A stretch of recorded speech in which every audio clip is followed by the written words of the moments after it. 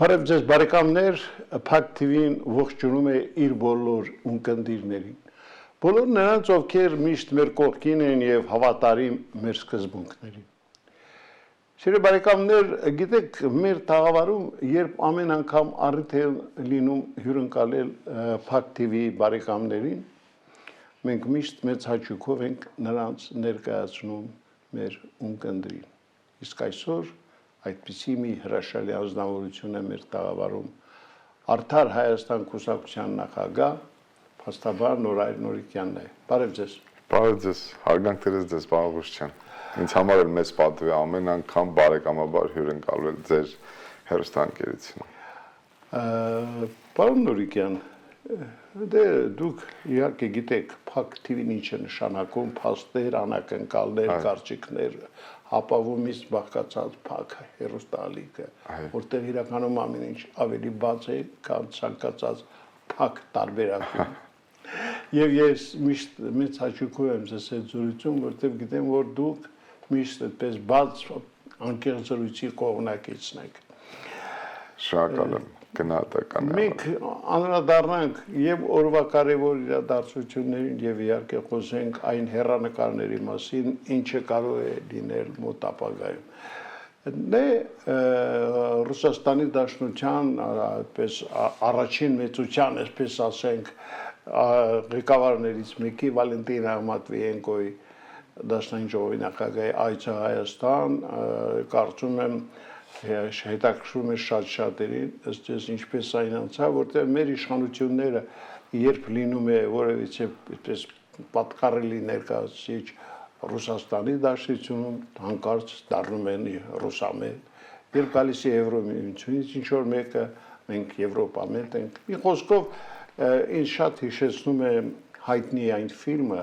Հարսանիք Մալինովկայի, հիշում եք, սպիտակները գալիս են գլխարկը փոխում էր, ասում էր կեցցե սպիտակները, կարմիրները գալիս են գլխարկը փոխում։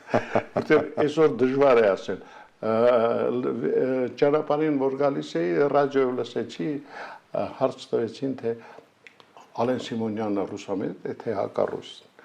Եվ այդ պատասխանողը շատ դիպուկ պատասխան տվեց։ Ասեց Ալեն Սիմոնյանը ոչ ռուսամետ է, ոչ էլ հակառուս։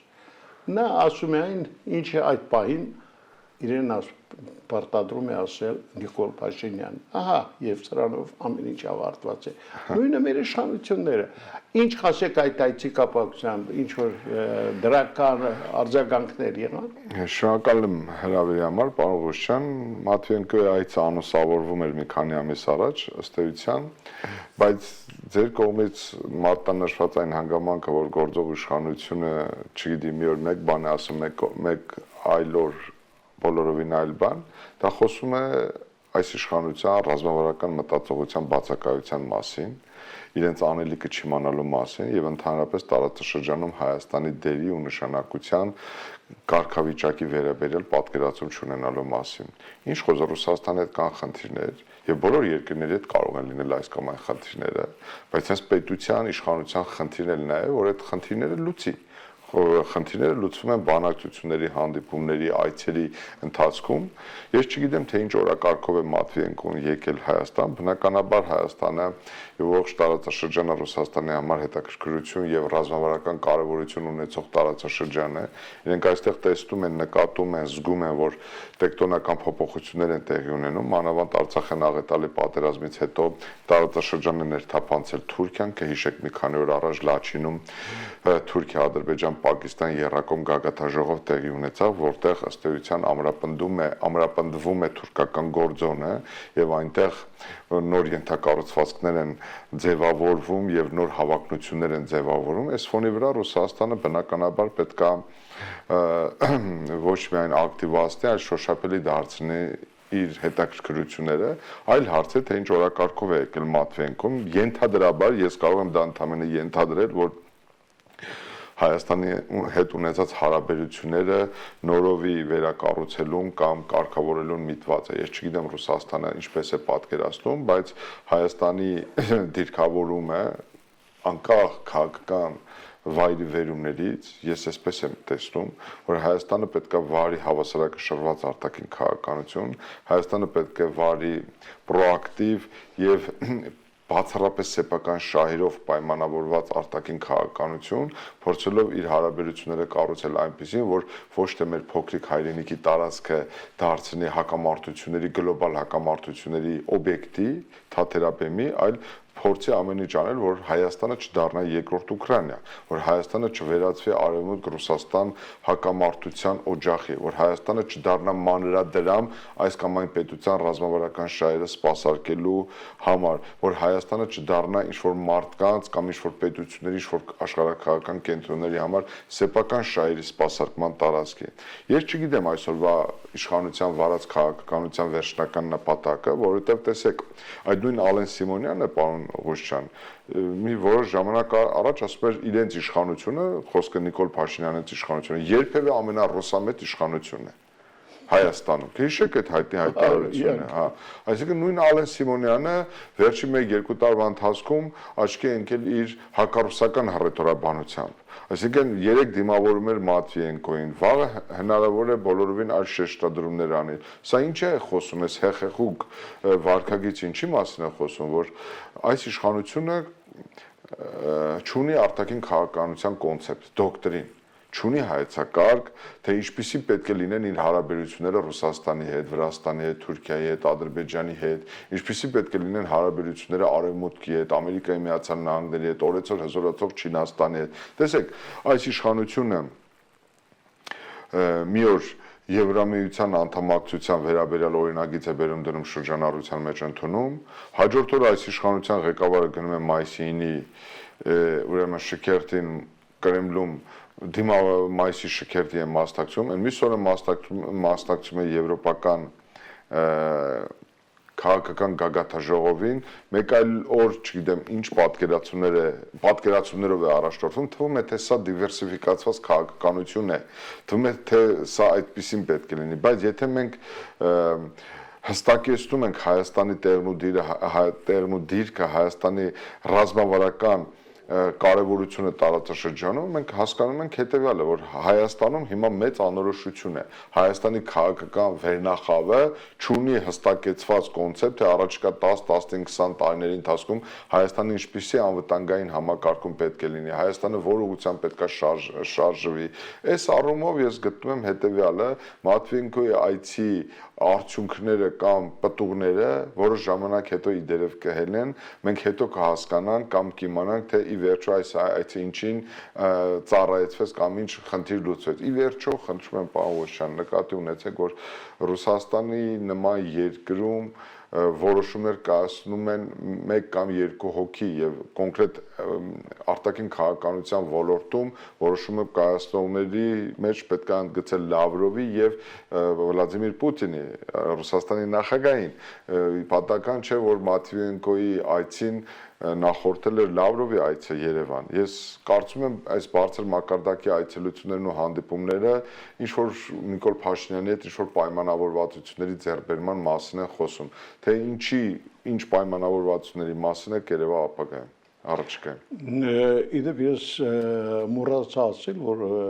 մենք այսօր նաև շատ ուրախալի լույս ստացանք այն երկու տղաները, որ մոլորվել էին հայ-ադրբեջանական սահմանում Սյունիքում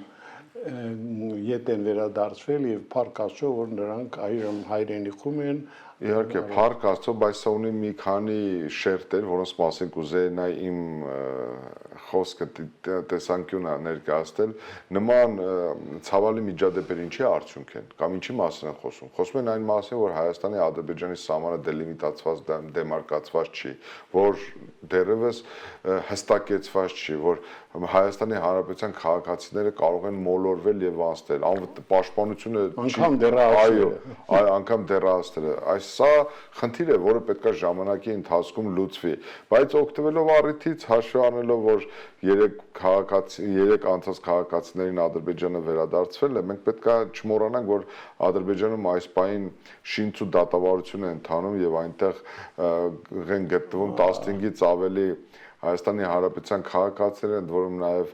Արցախի առաջնորդները, նախկին նախագահները Ռուբեն Վարդանյանը, այսինքն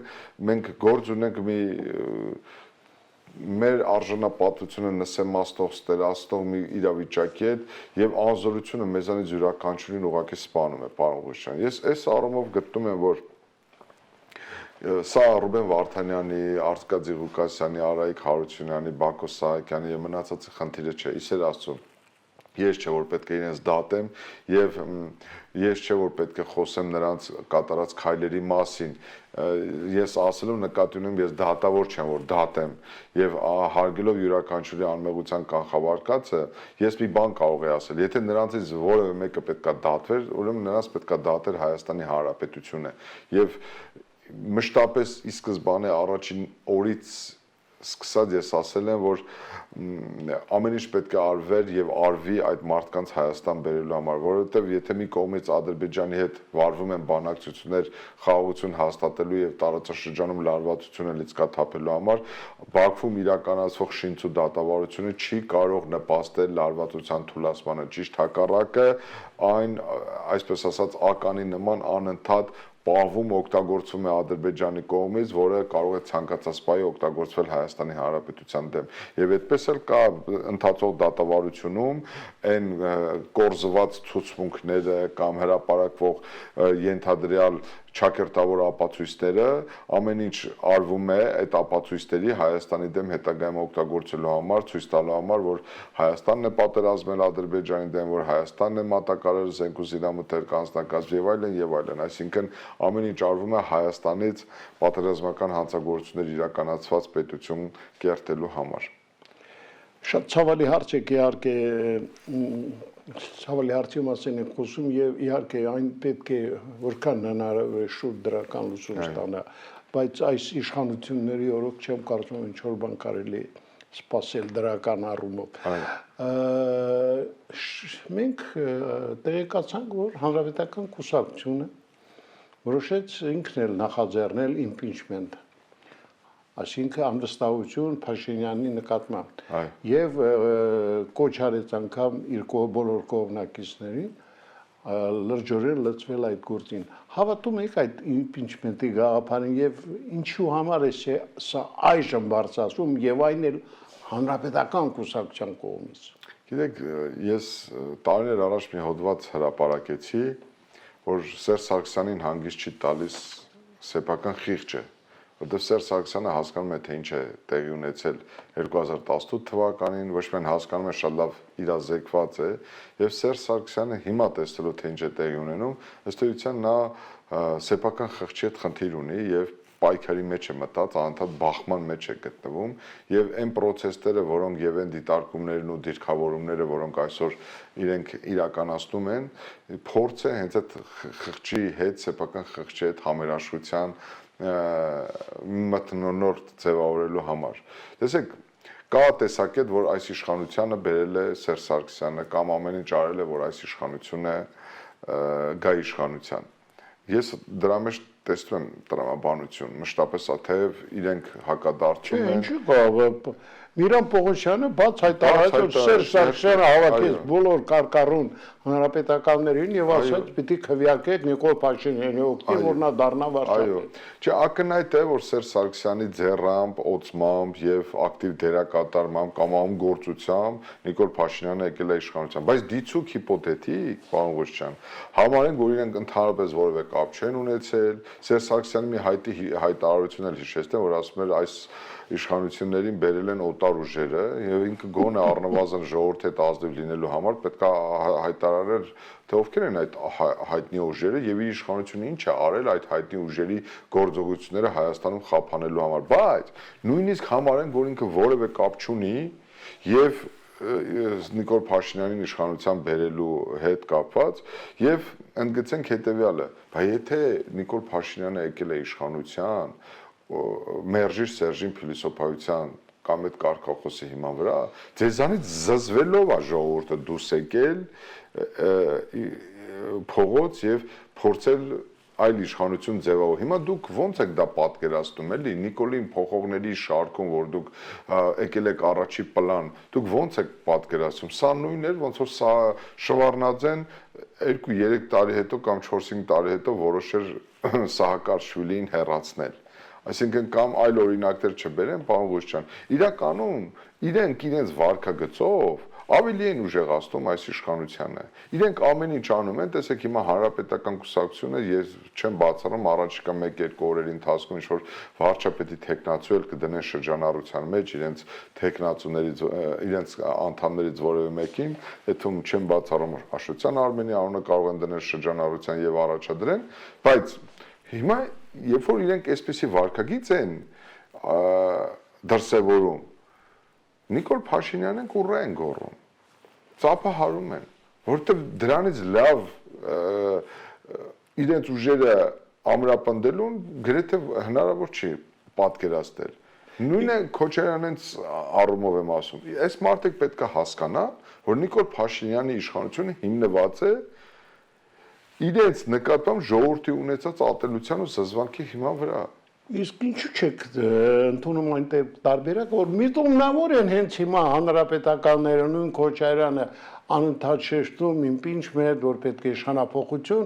որպեսզի ավելի երկարացնեն այս վայ իշխանությունների ղեկավարության շրջանը։ Այո, ես դա էլ ասում եմ, ես վերջի 2-3 տարիներին եմ, 4 տարիներին եմ ասել։ Պարոն Ղուշյան, մշտապես բացենք, տեսնենք իմ բոլոր հարցազրույցները, որ այս իշխանության գոյության ու գործունեության հիմքում նախկին իշխանությունների դրսևորված վարքագիծն է, այս նախկին իշխանությունները եւ այդ առաջնորդները ամեն ինչ արել են, որպեսզի Նիկոլ Փաշինյանի իշխանությունը Հայաստանի Հանրապետությունում հարատև լինի։ Ինչու իրենք չեն ընկալում այս հանգամանքը։ Նախ մի քանի իրողություններ կան։ Երկրորդ, իրանք տեսել են իշխանության համը եւ իսկապես ուզում են վերադառնալ, ռևանշ են ձգտում։ Իրանք այսօր կանգնած են որոշակիորեն իրենց նյութական միջոցները կորցնելու վտանգի առաջ, որովհետեւ Նիկոլ Փաշինյանը թվյացյալ պայքար է իրականացնում կոռուպցիայի դեմ եւ փորձ է անում, այսպես ասած, ոչ կործանել, ոչ այնպես անել բավարարել ժողովրդի ցանկությունները, այսինքն իր սեփական իշխանությունը պահելու համար նա կախման մեջ է դրել այս ուժերին, այսինքն ասում է, տեսեք, եթե ձեզ խելոք չպահեք, ես ձեզանից Հունաստանի կղզին կարգրավեմ, եթե մի քիչ ուզենաք իշխանության գաք, ասենք, չգիտեմ, Սերժի վրա նոր գործ կհարուցեմ, կուղարկեմ կաշառքի գործով դատարան։ Այսինքն սենց մի հատ սենց մարիոնետային խամաճիկային ինչ որ իրավիճակ է ստեղծել։ Ժողովրդի լեզվով ասած Փաշինյանը լավ բալանսիրովщик է։ Այո։ Հա։ Պատահական չի, որ ասում եմ ես կառավարում եմ բալանսիրով։ Այո։ Այս առումով պարոն Ղուշյան, մեր ժողովուրդը ինքը պետք է հասկանա, որ ինքը հայտնվել է այս պատային փակուղային իրավիճակում։ Իրեն պարտադրվում է ընտրություն կատարել գործող իշխանությունների եւ նախկին իշխանությունների միջեւ։ Եվ մեր ժողովուրդը պետք է քաջություն, քաղաքացիական համարձակություն ունենա, թող ներեն ինձ բոլոր, ես դրա ուղիղ իմաստով չեմ ասում, ուղղակի մեր ժողովրդի լեզվով, ժողովրդի լեզվի մեջ կա այդ միտքը, ասում թքած ունենա այդ մարդկանց այդ բոլորի վրա ու որակապես ձևավորի նոր իշխանություն, նոր քաղաքական համակարգ ձևավորի, իր վաղվա իշխանությունը տեսնի որակապես նոր մարդկանց մոտ մեջ։ Ես տեսնում եմ մենք ունենք նման մարդիկ, նման պոտենցիալ ունեցող մարդիկ կան գրագետ, ինտելեկտուալ չվարկաբեկված, երկիրը չծախած, չկոռումպացված, չգիտեմ, հանցագործություններ չկատարած։ Ուղղակի չգիտեմ, քարոզչությունը այն աստիճանի է հասված գործողների եւ նախկիների մի կողմից, որ մենք այսպիսի փակուղային իրավիճակի մեջ ենք հայտնվել, բայց ես հույս ունեմ, որ սա ժամանակավոր բնույթ է կրում։ Իրականում մենք շատ բարդ ժամանակներ ենք ապրում հետպատերազմյան բարդույթավորված վիճակի մեջ ենք, պետք է գտնել Հայաստանի զարգացման բանալին եւ մեր ժողովրդի ոտքի կանգնելու բանաձևը, մեր տեղն ու դերը տարածաշրջանում, մենք իսկապես կանգնած ենք տարածաշրջանում ուժերի նոր բալանսի ձևավորման խնդրի առաջ, տարածաշրջանում նոր ուժեր են հայտնվել, նոր խաղացողներ են հայտնվել, նոր շահեր են առաջ գալիս, նոր բախումներ են հասունանում, նոր հակամարտություններ կարող են լինել, Իրանի հետ կապված խնդիրը կարող է հանգուցալուծում լուծում ստանալ, Թուրքիայի դերակատարությունն է փոխվում, Ռուսաստանն է արմատապես փոխել իր պատկերացումները տարածաշրջանի նկատմամբ, Միջինսկի եւ Չինաստանի քաղաքական կշիռն է աշխարհում որակապես փոխվել, մեր Հայաստանը, փոքրիկ Հայաստանը իր կամքից անկախ դարձել է լոգիստիկ, ուրեմն այդ հանգույցների առանցքային շտրիխներից մեկը, այսինքն մենք ուզած թե չուզած ընդգրկված ենք մի process-ի մեջ, որտեղ պետքա ունենանք մեր ձայնը, Ադրբեջանի հետ դեռևս խաղաղության իրական պայմանագիր կնքված չէ եւ դեռևս հնարավոր չէ արձանագրել որ պատերազմի էջը փակված է իհարկե տեսանելի ապագայում ես նման մեծ խոշորամասշտաբ ռազմական էսկալացիա չեմ ենթադրում բայց եկեք ընդունենք որ Զանգեզուրի միջանցքը փակված չի է թեման օրակարգը Ադրբեջանի համար Թուրքիայի համար եւ մենք պետքա պատրաստ լինենք ցանկացած զարգացումների Այ հիշատակեցի Քոչարյանին, Սերժ Սարգսյանին, այդ տանդեմը ի վերջո ինչ նպատակ է հետապնդում եւ ինչ սպասելիքներ կարող են ունենալ։ Իրանք երկու նպատակ ունեն՝ պահել ունեցվածքը եւ հնարավորության դեպքում վերադառնալ իշխանության։ Երկու նպատակ ունեն։ Իրանք ոչ մի կոնցեպտ չունեն Հայաստանի զարգացման վերաբերյալ։ Իրանք չեն ներկայացնում եւ չունեն թե ինչպիսին են պատկերացնում Հայաստանը իրենց իշխանության ժամանակ, այսինքն իրենք ինչ մեսեջ են ուղարկում մեզ, որ գալու են, որ ինչ անեն, Ղարաբաղն են հետ բերելու, վերականգնելու են Հայաստանի ռազմական երբեմնի հզորությունը, կարգավորելու են հարաբերությունները Ռուսաստանի հետ, Հայաստանը տանելու են միութենական անդամ են դարձնելու, թե գնալու են Եվրոմիություն, ինչպիսին են լինելու մեր հարաբերությունները Թուրքիայի հետ, Ադրբեջանի հետ խաղաղության պայմանագիր կնքվելու է, թե չի կնքվելու։ Իրենցից որևէ մեկը չի ներկայացնում այս կոնցեպտերի վերաբերյալ իրենց պատկերացումները։ Հետո գիտեք ինչ, պարոն Ղուշյան, ժամանակներն են փոխվել, եթե Ռոբերտ Քոչարյանը 1990-ականների սկզբին ուներ եռանդ կամ պատկերացումներ Արցախում, հետո Հայաստանում, հիմա եւ տարիքը եւ ժամանակի փոփոխությունները իրենց կնիքն են թողել եւ նույն մարդը չի կարող նույնպիսի ընկալումներով եւ պատկերացումներով ղեկավարել երկիրը։ Եկեք անկեղծ ասենք իրեն ժամանակը անցել է, ուղղակի իրենք չեն ուզում համակերպվել այդ մտքի հետ եւ իրենց դնել խաղից դուրս վիճակում։ Սա է խանգարում մեր բնական զարգացմանը։ Ավելին ես չկենտրոնանամ մենակ Սերժ Սարգսյանի եւ Ռոբերտ Քոչարյանի վրա, ես ուզում եմ խոհափիլիսոփայորեն ասեմ ձեզ, որ 88-ի սերունդն է ավարտել իր պատմական առաքելությունը, պարոն Ղուշյան, որտեղ 88-ի սերունդը սկսած Լևոն Տեր-Պետրոսյանից, Վազգեն Մանուկյանից, իրենք կատարեցին իրենց ժամանակին իրենց վրա դրված խնդիրները եւ լավ, վար, ճիշտ, սխալ իրենց բոլոր թերություններով հանդերձ կարողացան լուծել իրենց արժև այդ ժամանակին դրված խնդիրները, բայց այդ սերունդը սպառել է իրեն, այդ սերունդը ավարտել է իր պատմական առաքելությունը, ավարտված սերունդ է, ընդ որում հետո պատմությունը կարձանագրի թե այդ սերունդը ի վերջո հաղթած թե պարտված սերունդ էր, բայց ի վերջո այդ սերնդի 88-ի գաղափարները ի վերջո 2018-20 թվականներին դառը պարտություն են կրել, որովհետև մեր ժողովուրդը հիմա ապրում է այնպիսի բարոյազրկության, բարոյալքվածության եւ այնպիսի դեպրեսիոն միջավայրում, որտեղ եւ հաղթանակը եւ պետականությունը եւ անկախությունը եւ բանակի կարեւորությունն ու գոյության անհրաժեշտությունը չի գնահատվում։ Երրորդ հանրապետության ամբողջ արժեքային համակարգը փլուզվել է։ Մենք ոչ մի տոն չենք նշում, պարոն Ղուշյան, ոչ մի տոն, ոչ անկախության օրը, ոչ սահմանադրության օրը, ոչ բանակի օրը, ոչ Հայաստանի Հանրապետության առաջին հանրապետության օրը, ոչ մայիսի 9-ը, ոչ Շուշիի ազատագրման օրը, այսինքն երրորդ հանրապետությունը իր գաղափարական արժեհամակարգային առումով ոչնչացվել է եւ դա 88-ի սերնդի պարտություն էր, որովհետեւ այդ սերունդը ունի իր պատասխանատվությունը։ Ես գտնում եմ հետեւյալը, որ իրենք պետք է ունենան քաջություն Ռոբերտ Քոչարյանը, Սերժ Սարգսյանը, իրենց քաղաքական թիմակիցները եւ այդ ամբողջ միջավայրը վերնախավը ինքը պետք է գիտակցի, որ իրենց ժամանակը սպառվել է, իրենք ընդհանրեն այսօր ներողություն եմ խնդրում, օգտագործվում են Նիկոլ Փաշինյանի կողմից որպես ֆուտբոլի գնդակ եւ այս իշխանությունը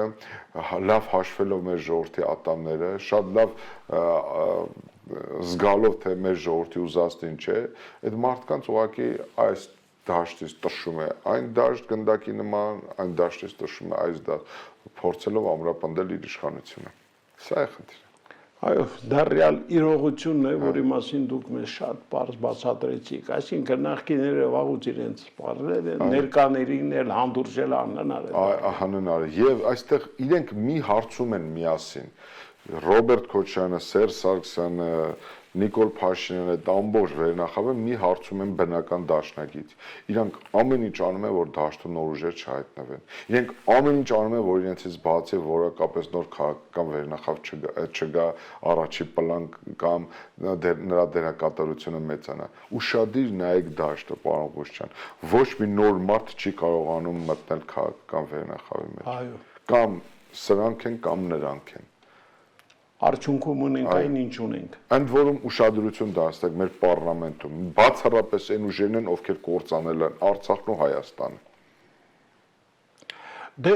Արցախի կործանումը ցավագին տարան, գիտեմ դուք էլ որքան դա այդպես սրտին մոտ ընդունեցիք, այնուամենայնիվ տեսնում եք հնարավորություն Արցախի հետ բերելու հարցում։ Բացառապես ուժի միջոցով, ուրիշ տարբերակ գոյություն չունի, պատերազմի միջոցով, որտեղ մենք էլ ենք լուծել Արցախյան առաջի պատերազմի ժամանակ Արցախը մեր գերիշխանության ներքո հայտնվել է բացառապես զենքի միջոցով, 2020 թվականին Ադրբեջանը այդ հարցը լուծել է զենքի միջոցով, որևէ բանակցություն, պարոն Ղուշյան, իզորու չէ Արցախի վերադարձ ապահովելու համար, բայց զենքի միջոցով ես դա համարում եմ հիմա անիրատեսական, ուրեմն մի նպատակ կամ ցանկություն,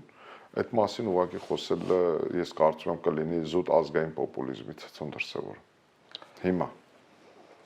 Եվ մի վերջին հարց, որ ուզում եմ ձեզ տալ, որովհետև կարծում եմ շատերին է հետաքրքրում մեր ունկնդիրներից, հատկապես սիրելի բարեկամներ, նրանք ովքեր տեղյակ են, թե տարիներ առաջ ինչ տեղի ունեցավ Ազատ գյուղի զինվորական կացարանում, պարոն Նորիկյան, ինչ որ նոր բան կա, ինչ որ նոր բացահայտումներ։ Հիմա ակտիվ դատաքննություն է ընթանում վկաների հարցաքննության փուլն է, մենք դեռևս ունենք 25 վկաներ, որոնք չեն հարցաքննվել, այդ վկաների հարցաքննությունից հետո արդեն կգա հաջորդ փուլը, գործում առկա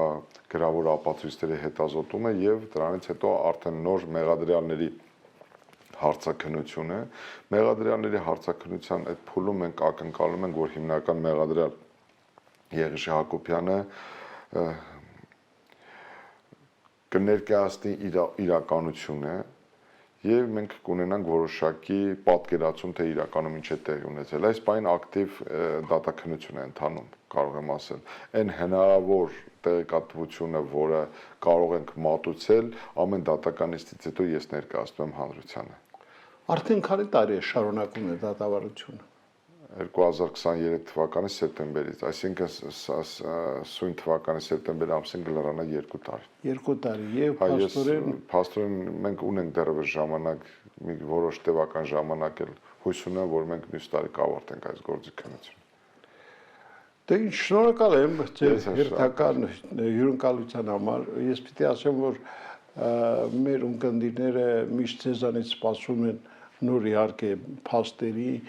անակնկալ բացահայտումների եւ իհարկե ձեր կարծիքը շատ կարեւոր է բոլորի համար, իսկ Փակ TV-ն գիտեք փաստերի, անակնկալների եւ կարծիքների հեռուստալիք է, որտեղ դուք շատ կարեւոր դերակատարում ունեք։ Հարգանքներս սիրով պատրաստ եմ մշտապես հյուրընկալվել ձեզ, հարգելի պարոն Ղուշյան։